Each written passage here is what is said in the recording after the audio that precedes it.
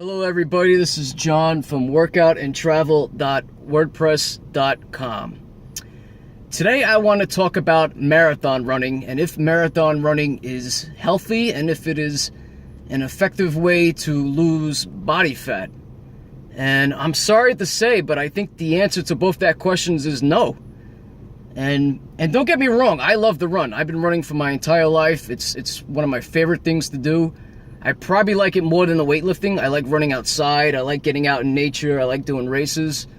But I'm going to be honest with you. I've probably gotten more injuries from running than I've ever done from bodybuilding or powerlifting. And that's from doing 500-pound deadlifts, 500-pound squats, 350-pound bench presses. Running could really mess you up. It's just a ton of constant pounding on the pavement. It's a ton of mileage, especially if you want to get faster and if you start moving up the distances. And overall, I just really can't say that running, especially long distance running, is that healthy for you. The other issue is a lot of people try to use long distance running as a way to cut down on their body fat. And the way that really works is when people start running, you're most likely going to lose some weight, especially when you start running 5, 6, 7, 8 miles after work. If you start doing even longer distance, 10 plus, if you're training for a half marathon, a marathon, you should lose weight unless you're really increasing your calories. So you should lose weight. But the problem is with long distance running, you also burn off a ton of muscle. And if you ever heard the phrase skinny fat is when you get really slender, but you still have a high percentage of body fat. And that's probably the worst physique you could have.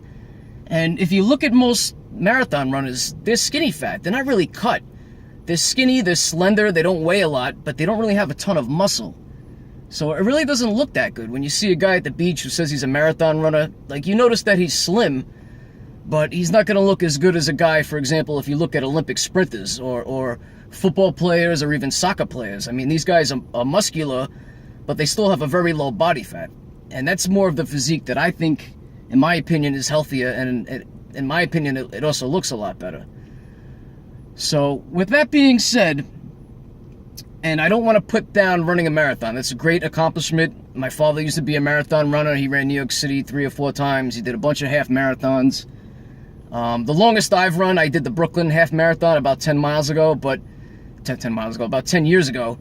But for me, I try to keep my distance at about 10K and below. And even 10K for me is a stretch. I do most of my runs I'll do tempo runs of 2 to 4 miles, and I'll try to do it fast.